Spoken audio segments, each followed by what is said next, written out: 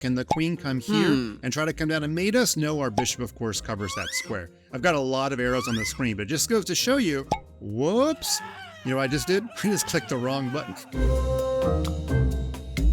One of the goals I have for friends that come to the ChessKid YouTube channel is how to see what a master sees, how to find the patterns that will give you the clues like a detective to solving puzzles. Because we don't just look at this position and think about random moves, we start to think about ideas first and moves second. So to that end, I'm actually going to solve puzzles right in front of you that I've never seen before and give you my real-time thinking, and hopefully it will help. So here we go, how to solve chess puzzles. Now, this just came up on my screen before I hit the record button, and I realized that this pawn is really far down the board and the enemy king is outside the square of the pawn. I want you to notice I have not actually looked at a single move yet. I've just noticed some patterns. And as we all know, king and pawn end games are the easiest to win. So the first thing I'm going to do, I'm going to look for a forcing move that maybe gets me to a king and pawn end game where our A pawn is Ali oxen free, and I think this puzzle is actually pretty easy. If the rook takes, black pretty much has to take back, and because our pawn is so far down the board, we don't need to rush him down the board.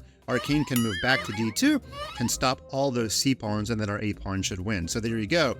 The move follows from the pattern or the thinking. The move does not come first. So rook takes rook, pawn takes, we're going to play king to D2, the computer's given up, and there you go. And now I've also revealed what my puzzle rating is. Well, that's not my real puzzle rating, 1205, but it is the puzzle rating of the account I'm giving you today, because if I do 3,000 level puzzles, it might take me the entire video just to do one puzzle. Okay, so here we go. Next position.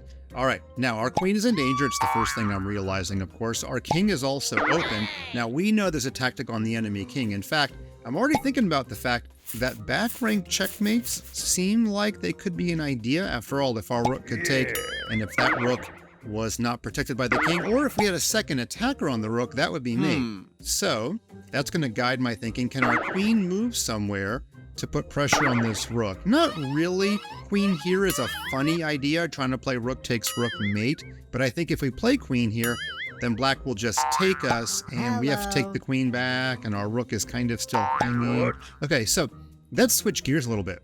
Remember how I said that we need to be a detective? You see Mr. Rook over here?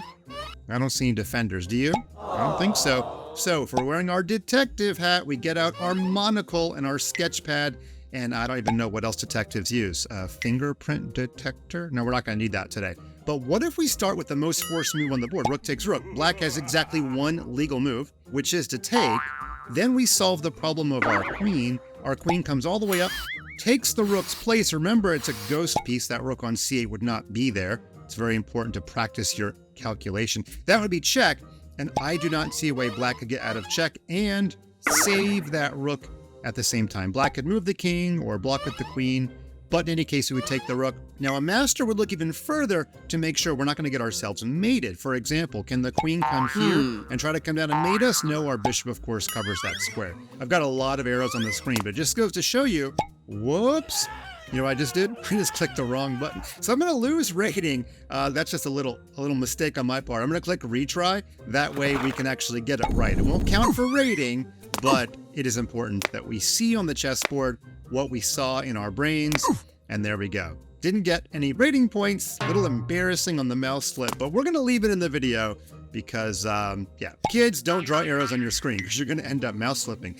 Maybe that's the most important part of the video. Okay, first thing I noticed in this puzzle, the rooks are teaming up on a battery, and in fact, this king is very close to the edge of the board. So this one's actually pretty straightforward because if we force the king to the edge of the board, we might mate him. So if we choose this rook, the king will walk down the board. But if we choose this rook, the king will have to walk to the edge of the board. And once he's on the edge, then we start looking for checkmates, and rook to H2 should be mate. So trying not to mouse slip this time, let's go ahead and make this one work.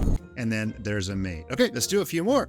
Ooh, looks like I need to upgrade. That's right, kids. You actually need a gold membership to be able to do more than 3 puzzles per day. So in any case, I'm going to come back to you in our next video. We're going to do more of these random puzzles. Maybe I'll even upgrade myself to a gold membership just to make sure I can do puzzles from morning until night.